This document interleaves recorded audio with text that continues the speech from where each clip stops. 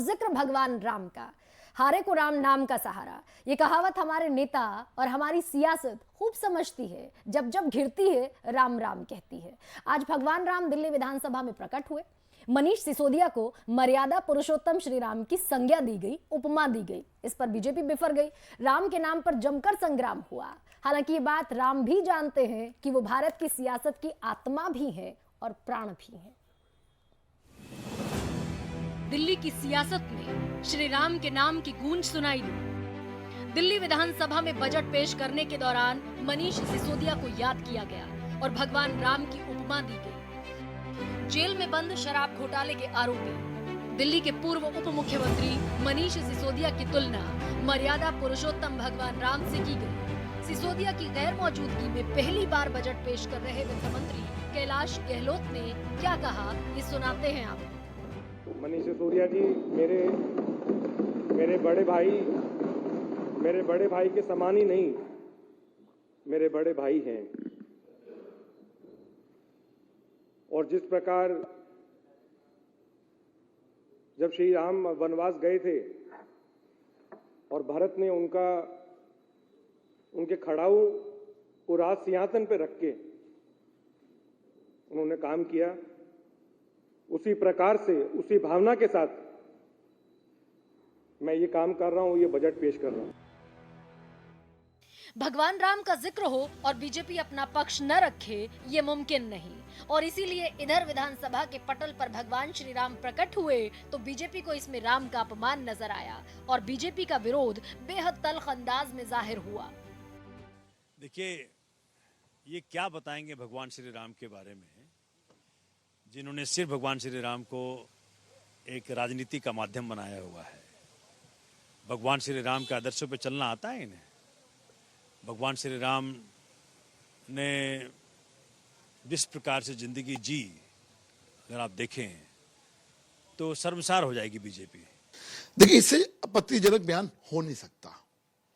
आप अपने आप को किससे कंपेयर कर रहे हो? भगवान राम से। भगवान राम मर्यादा पुरुषोत्तम भगवान राम थे और आप कंपेयर कर रहे हो उस व्यक्ति से जो भ्रष्टाचार के आरोप में जेल में है। वो कोई स्वतंत्रता सेनानी की तरह जेल में नहीं गया। वो एक भ्रष्टाचार का आरोप और संगीन आरोप लगा हुआ है।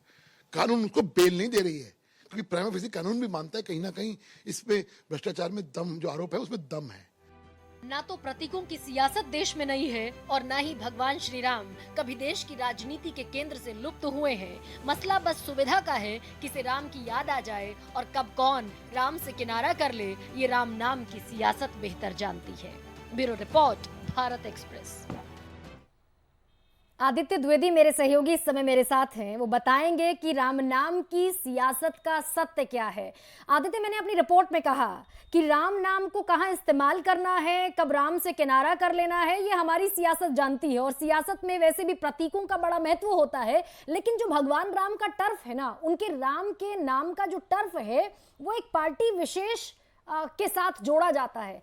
ऐसे में आज जब दिल्ली विधानसभा में, और मुझे लगता है शायद पहली दफा आम आदमी पार्टी में भगवान राम को लेकर इस तरह का एक चिंतन नजर आया है। अब जाहिर सी बात है दूसरी पार्टी को मुश्किल होनी थी, क्योंकि उसके टर्फ पर जाकर आम आदमी पार्टी ने खेलने की कोशिश की है। लेकिन सत्य क्या है? आखिर भगवान राम को लाया जाना क्या एक सोचे समझे एजेंडे का नतीजा है? देखिए गरिमा, यहाँ पर एक चीज़ स्पष्ट करना चाहेंगे कि राजनीति में भगवान को खींचकर लाना और उनको अपना ही सिर्फ एक तरह से अधिकार मानना, ये भाजपा का पिछले राम मंदिर आंदोलन से पिछले कई दशकों से चला आ रहा है। तो ऐसे में जब भाजपा को उसको उसी भाषा में जवाब देने का काम आम आदमी पार्टी अभी से नहीं, काफी लंबे समय से कर रही है। चाहे महाराणा प्रताप का खुद को वंशज बताया हो मनीष सिसोदिया ने जब पहली बार सीबीआई की जांच शुरू हुई, या फिर भगत सिंह के अनुयायी बताते हैं आम आदमी पार्टी अपने आप को। तो इसके बाद अब राम का नाम लेना, तो भाजपा को भाजपा की भाषा में जवाब देना आम आदमी पार्टी को काफी बेहतर से आता है। ये उसी कड़ी में आज राम को याद किया गया। राम नाम की दरअसल लूट है, जो चाहे वो लूट ले। तो ये एक तरह से भगवान को इस्तेमाल, बिल्कुल दीपावली पर भी हमने देखा गुजरात इलेक्शन के दौरान जब मां लक्ष्मी का विज्ञापन छपवाने की वकालत अरविंद केजरीवाल की तरफ से की गई। दरअसल ये बीजेपी की ही भाषा में जवाब देने की कोशिश थी।